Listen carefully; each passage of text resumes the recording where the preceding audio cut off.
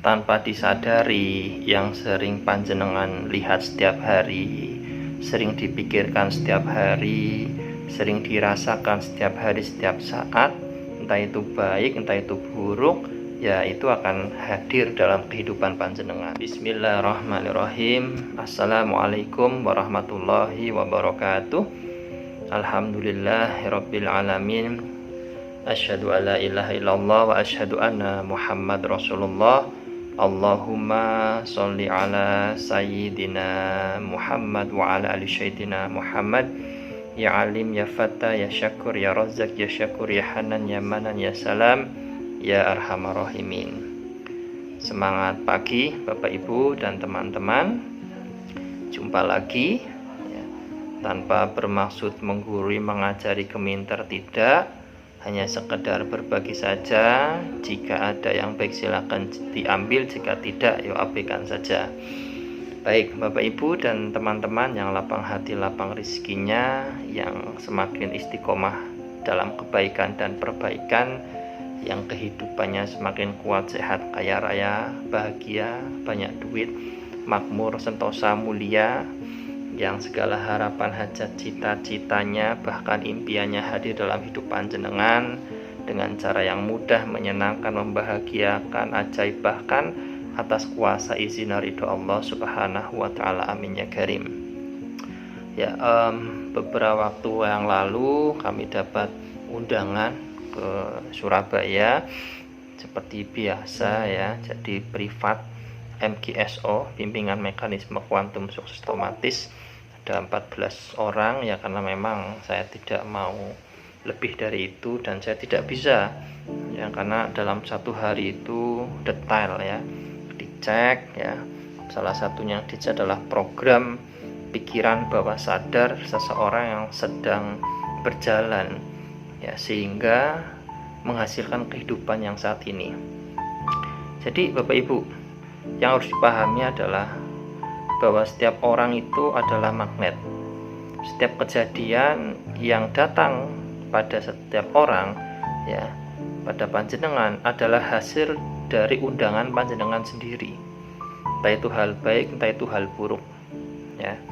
Semua indera kita ya, telinga, mata, setiap hari itu merekam, bahkan melakukan perulangan sebuah data, sebuah informasi, entah baik entah buruk, dari masa yang dulu. Nah itu memprogram keyakinan, membentuk keyakinan dalam diri kita Bapak Ibu, dan kemudian menjadikan sebuah tindakan berulang jadi kebiasaan ya, jadi karakter ya, itu jadi nasib kita gitu. Termasuk hutang piutang. Kenapa orang susah lepas dari masalah hutang piutang? Kalau mau dikaji lebih dalam, pasti ada program pikiran bawah sadar yang mengakibatkan hal ini ya. Pengalaman masa lalu ya, yang bahkan kita tidak sadari, itu juga membawa kontribusi pada program kehidupan kita Bapak Ibu. Nah, saya spesifik lagi tentang rezeki, tentang uang ya, ini juga harus dipahami. Uang adalah energi Bapak Ibu. Saya sudah bahas tentang vibrasi, tentang unsur uang ya, sekilas ya. Saya ulang lagi bahwa uang itu ya adalah energi, unsurnya dari tanah, sifat tanah bagaimana ya. Nah, maka samakan ya energi kita, vibrasi kita dengan tanah. Tanah itu ya legowo, tanah itu ya diinjak-injak, dihina, tetapi yo kemudian tetap memberikan kehidupan ya, yang di atasnya. Kita begitu. Artinya kalau kita masih suka marah-marah, menyalahkan orang lain, menyalahkan keadaan ya, energi belum positif atau energi jelek kita masih rendah ya, rezeki itu susah datang. Kalaupun datang, dia pengen cepet keluar. Oh ya Ustadz, kadang ada mungkin saya dapat uang banyak, oh ya cepet pergi uangnya ya. Uangnya ndak betah sama Anda itu loh. Uangnya ndak betah sama panjenengan, karena orang terima duit, orang terima uang, rezeki gede ya. Rezeki itu nggak selalu uang loh ya Bapak Ibu, tapi ini kita bicara tentang uangnya. Dapat rezeki uang karena nggak sabar, nggak bisa ngelola hati jiwa, pengen panas, akhirnya keluar lagi uangnya. Nah, mulai terbuka ya. Ini jenengan yang sering kok uang kok cepet kayak lewat-lewat aja di ATM, cuma numpang lewat numpang tidur di dompet keluar lagi. Jangan-jangan suhu Anda panas itu, marah, iri, dengkinya masih banyak di sana. Baik, ada beberapa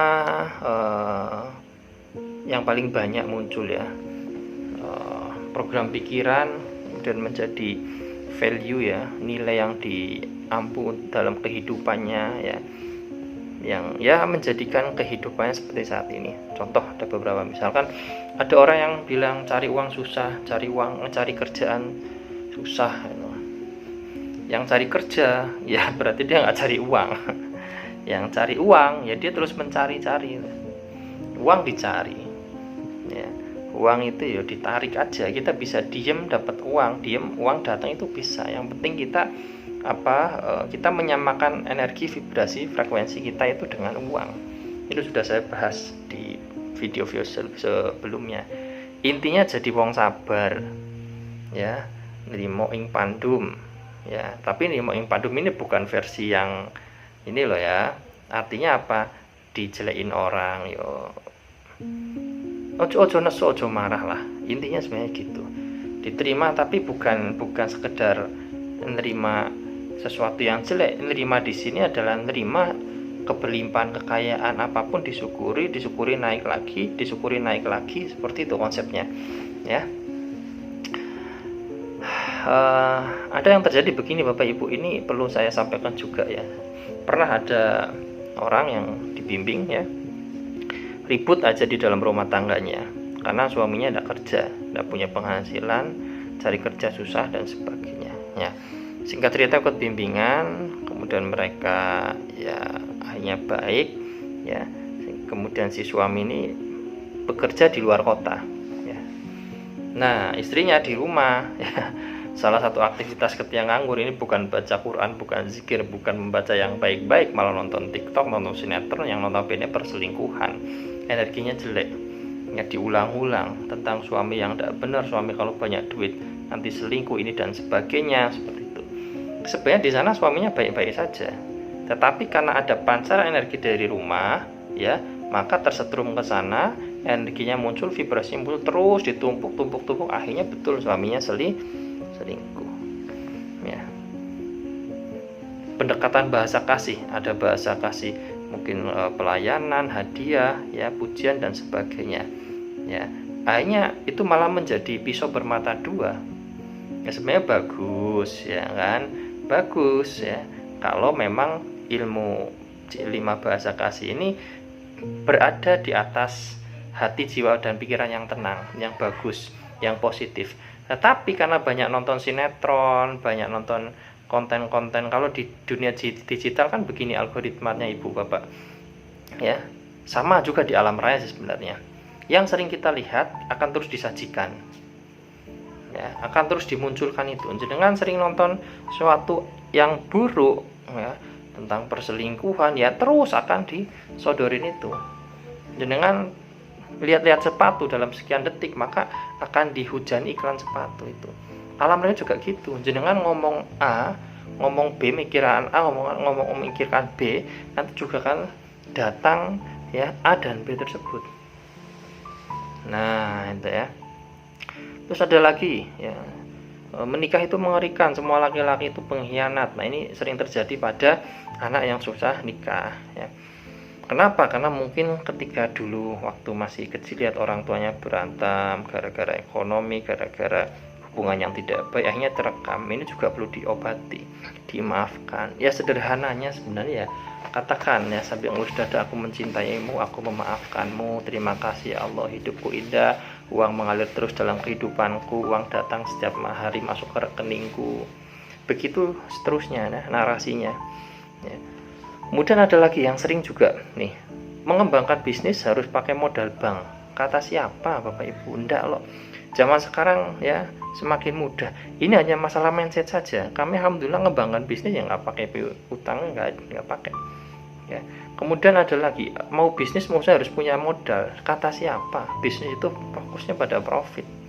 Ya, banyak kok sekarang jalur-jalur agar kita bisa mendapatkan profit memulai sebuah bisnis tanpa modal. Ya zaman dican minimal HP ada kuotanya lah, seperti itu. Sebenarnya ini udah modal nih, pikiran, cara berpikir, ya seperti itu. Kemudian ada lagi, sedekah bikin susah nanti aja kalau uangnya sudah banyak. Wah, ini juga salah kaprah Bapak Ibu. Bagaimanapun keadaannya, ya berbagi sedekah, ya. Sedekah itu bisa dengan tenaga, dengan pikiran, dengan harta, macam-macam lah. Nanti akan memunculkan rasa berlimpah, ya. Sedangkan punya uang 10.000 nih, dibagi jadi 5, 2.000-an hari Jumat kasih ke anak. Cek rasanya, rasa batin jenengan. Sederhana kan? Atau ya paling tidak bungkus 3 nasi hari Jumat pagi subuh besok, ya sedekahin. Ya, Masya Allah. Oke, ya bisa dipahami ya. Kemudian tentang anak yang nakal, ya. Nah ini juga mungkin ketika orang tuanya marah dulu, ya sering bilang, oh dasar kamu anak nakal, hanya jadi kenyataan. Jadi kalau marah itu ya ngomong yang baik-baik, memang agak gimana gitu ya, tapi ya dilatih lah. Solusinya gimana Ustaz kalau sudah gitu? Ya pas mau tidur si kecil, kalau ya usia di bawah 10 tahun kan bisa lah ya, ditemani tidur dulu, dinina boboin ya, atau 7 tahun ke bawah. Bisa ibu atau bapaknya ya sambil dielus-elus, didengerin, elus kepalanya, elus punggungnya, sholawatin ya Rahman ya Rahim ya Latif ya Afu. Gunakan kalimat sugesti ya, papa, mama, sayang, adik gitu. Kemudian katakan juga jadi anak soleh, nurut, makannya enak, sehat, kuat dan sebagainya. Jadi preposition, bukan bilang atau bukan mengatakan kalimat jangan nakal, akhirnya nakal. Jangan jadi anak bandel, akhirnya jadi anak bandel. Ya, yang diterima pikiran bawah sadar adalah kata setelah kata jangan. Nah, kemudian juga nih yang masalah utang piutang tidak kelar-kelar. Sadar atau tidak, orang yang seperti ini tuh ada rasa aman nyaman ketika dia mendapatkan bantuan dari seseorang. Ya, mentalnya ini rusak ini. Ya. Oh gampang lah nanti kalau nggak bisa bayar pinjam si A. Oh gampang lah kalau nggak bisa bayar tinggal mainkan pinjaman online. Nah ini keliru. Jadi kadang ya lucu juga sih, sudah punya utang tidak bayar ya, pinjol sana pinjol ini, kemudian ikut pelatihan supaya bisa nyaur hutang. Yang mau diperbaiki softwarenya, cara berpikirnya, cara berperasaannya, spiritualitasnya, mentalitinya. Tetapi apa ya, karena sudah mendarah daging ini, wah cukup ruwet ya. Kenapa? Niat tekadnya itu belum betul-betul utuh, sadar penuh dari hati untuk berubah. Ingat Bapak Ibu, di MKSO, mekanisme kuantum otomatis, polanya sederhana. Ya, segala bentuk perubahan itu dimulai dari tobat nasuha. 4 variabelnya dipenuhi. Ya, kemudian muhasabah, 4 variabelnya dipenuhi, ubah cara berpikir dan berperasaan, pahami tentang konsep energi, vibrasi, kuantum fisika, ya. Kemudian yang keempat adalah apapun kondisinya, keadaannya, tetaplah berbagi. Ya, berikan tabungan kebaikan kepada alam semesta. Alam semesta punya perhitungan sendiri, ya, sunatullahnya pasti akan bekerja, hukum-hukumnya pasti bekerja, seperti tidak perlu khawatir, pasti diperhitungkan, pasti ada hasil yang baik, pasti hasilnya baik, yang jelek ya pasti hasilnya jelek. Nah seperti itu nggih Bapak Ibu ya. Jadi itulah sebab utama ya kenapa bisa terjadi perselingkuhan, kenapa rezeki seret, kayak lubang tutup lubang, bisnis lesu, cari kerja cari uang susah. Ternyata apa? Dari sini kemudian diberikan rasa, ya itulah yang hadir dalam kehidupan panjenengan. Maka ayo 40 hari riyadhah, benahi hati, jiwa dan pikiran. Oke, lebih kurangnya mohon maaf. Terima kasih. Berkah barokah waktu, hati, ilmu dan rezeki. Assalamualaikum warahmatullahi wabarakatuh.